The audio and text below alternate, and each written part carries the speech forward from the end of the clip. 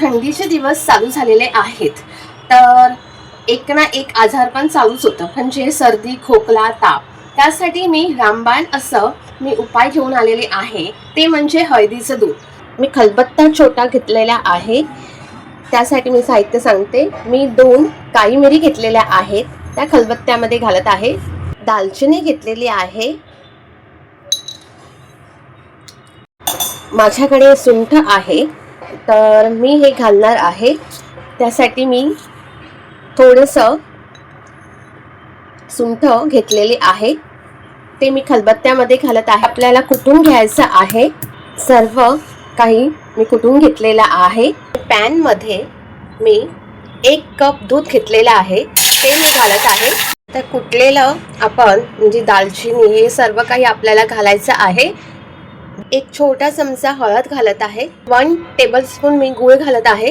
गॅसची फ्लेम आपल्याला स्लोच ठेवायची आहे, कारण का आपल्याला चांगलं उकळून घ्यायचं आहे. हे बघा, दुधाला चांगली उकळी आलेली आहे छानपैकी, आणि कलरही सुंदर असा पिवळा रंग आलेला आहे, कारण का आपण हळद घातलेली आहे. नैसर्गिकरित्या असा छानपैकी आपण जो आतमध्ये मसाला दुधामध्ये जो मसाला घातल्यामुळे चांगला एकजीव झालेला आहे.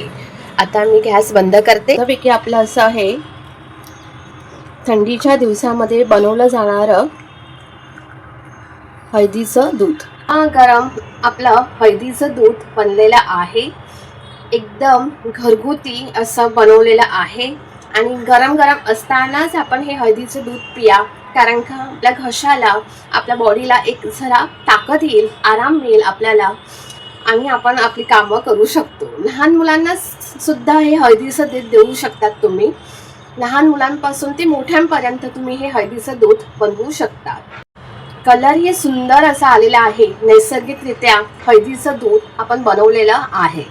तर चला, तर मी आता त्याचा आस्वाद घेते. गरम गरम मी स्वतः पिते, कारण का मला सर्दी खोकला हा झालेला आहे आणि थोडासा आवाज बसलेला आहे. त्यासाठी मी हे गरम गरम दूध बनवलेलं आहे. खरंच जे आपण दालचिनी एकदम योग्य प्रमाणात घातलेली, ते मी 1 कपसाठी मी जे प्रमाण सांगितलेलं आहे एकदम व्यवस्थित आहे. हळदीच्या दुधामध्ये मी दालचिनी, नंतर काळी मिरी या सगळ्या गोष्टी घातल्यामुळे त्याला एक वेगळी चव आलेली आहे. तर नक्की हे हळदीचं दूध नक्की बनवा आणि